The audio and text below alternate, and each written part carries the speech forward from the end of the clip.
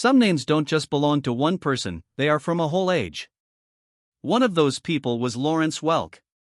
For many Americans, he stood for something easy and comforting: bubbles floating across the screen, perfect smiles, soft music, and the promise of clean family fun. His show made it seem like there was no chaos in the world every week. But there was a much more involved story behind that well-made picture. It became clear when researchers looked through his personal papers, letters, and business records. What they found out about him showed that he was much more controlled, strategic, and sometimes controversial than the sweet bandleader people thought he was. The late Lawrence Welk was born on March 11, 1903, in a small, remote North Dakota town. His parents were German refugees who had left Eastern Europe because things were hard there. Because they only spoke German at home, young Lawrence couldn't understand English when he started school. He felt like he didn't belong in his own country from the start. It was hard and cruel to live on the plains. There wasn't any power or modern entertainment, and there wasn't much of a link to the outside world. Each day was full of work on the farm, going to church, and just getting by. Even before he was born, his family had to go through terrible things. They made it through their first harsh winter in North Dakota by covering their wagon with sod and using it as a shelter. They were squished together and had to deal with freezing weather and hunger. That event changed the family's way of thinking. The only way to stay alive was to be strong, follow rules, and keep quiet when things got hard. Lawrence's personality and way of life would later be shaped by these beliefs. By the time he was 10, he was no longer going to school. His last year of school was 4th grade, and he quit to work full-time on the family farm. He worked long, hard days milking cows before dawn, plow fields, fix broken tools, and do whatever else needed to be done to keep the farm going. His dad was very strict, and failing was not okay. That place didn't allow dreams, at least not out in the open. But Lawrence couldn't keep something inside him hidden. Music was his way of getting away. One of the first things he remembers is seeing his dad play the accordion at dances in the area. The laughing, movement, and energy at those events were very different from the harshness of everyday life. As a child, Lawrence felt something click when he touched the instrument for the first time. Not only was it sound, but it was also possible. After that, he became obsessed. He made a deal with his dad when he was a teenager that would change everything. He agreed to work on the farm for free until he turned 21 and give all the money he made from music back to his family in exchange for a pricey accordion. It was a tough deal, but he didn't think twice about taking it. That device saved his life. He practiced non-stop, and his fingers often hurt from it. He slowly started to play at local events like parties, weddings, and small get-togethers. People didn't always like him, and they did attack him, but they remembered how determined and energetic he was. He left home with almost nothing when he turned 21. He had a worn-out bag, his accordion, and a few dollars hidden in his coat. He didn't go to school much, spoke English badly, and didn't know how to move forward. He did believe, though, and that was enough. The first few years were hard. He had a hard time getting steady work, played in small settings, and was sometimes made fun of. He wouldn't give up, though. He joined traveling theater groups and later worked with a vaudeville show where, unfortunately, he was advertised as the greatest accordion player in the world. At the time, it wasn't true, but the pressure made him get better.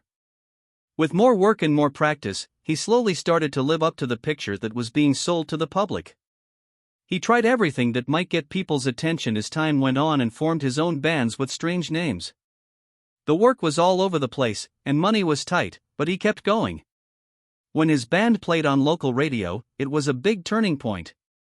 Even though there were technical problems and his accent was very strong, people liked what they heard.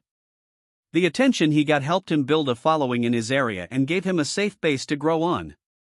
Welk learned that he couldn't compete by copying other people as his work went on. He instead leaned toward a style that was easy for him, one that was soft, controlled, and musical. Other bands were trying to be bigger and more energetic, but he was more interested in making something polished and reliable. Someone in the crowd said that his music was champagne-like, which means it was light and bouncy. Welk liked that statement so much that he made it his brand, Champagne Music. He became successful because of this personality. A lot of reviewers missed something he saw. there was a big audience that didn't want change or excitement. They wanted to feel better. They wanted to feel at ease. That's what Welk gave them. When TV first came out in the early 1950s, he put a lot of his own money into a weekly show, which was a big risk. It worked out. People quickly liked his way, and his show went from being broadcast locally to being seen all over the country. He was one of the most famous people in American culture by the late 1950s and early 1960s. But the picture he showed on the screen didn't fully show what was really going on. Welk had a lot of power over his performers. There were rules about how to act, look, and behave. The business he had built could not be harmed by anyone else. This need to be in charge led to the firing of Alice Lawn, one of his most famous singers, which was one of the most controversial events in his career. She was officially fired because she was performing in a dress that showed her knee, which Welk said didn't fit the show's image. But a lot of people thought the real reason was a disagreement over pay. She asked for a raise, but Welk didn't want to talk about it, so he fired her and said it was a moral problem. The public outrage was strong, and he later tried to bring her back, but she said no. This showed a different side of Welk, one that cared more about control and image than about being fair. It also showed the difference between the good guy he seemed to be and the tough choices he made behind the scenes. Race was a big part of another complicated part of his story. Arthur Duncan became a regular performer on the show in 1964, making him one of the first black artists to get so much attention on a national variety show. Although this was a big step forward, the show never said out loud how important it was. Duncan put on shows often, but the race barrier he broke wasn't given much attention by the public. He dealt with problems in a quiet way, choosing to focus on his work rather than speaking out against the system. In the late 1960s and early 1970s, American culture started to change, and network directors began to think that Welk's style was out of date. In 1971, ABC canceled his show, even though it had a lot of viewers. It wasn't performance that made the choice, it was the people who lived there. The network wanted younger people to watch. But Welk wouldn't go away. He took charge of his future instead by syndicating the show on his own. He set up his own network of stores and showed that his fans would still stick with him. The show was a hit for years, showing that major networks had misjudged how popular he was. Welk was also a very successful businessman behind the scenes. A lot of his musicians made low wages, but he became very rich by making smart investments in real estate, songwrites, and production. While he was at the top of his game, his net worth reached about $150 million. His business company included a lot more than just TV. His official retirement came in 1982, but he still managed his businesses. Even after he died in 1992, his work lived on through reruns, licensing, and keeping files safe. Lawrence Welk's life is full of different things. He went from being very poor to being very successful. Behind the scenes, he kept tight control over everything, making the world warm and simple. He brought peace to millions of people even though the choices he made were sometimes hard and controversial.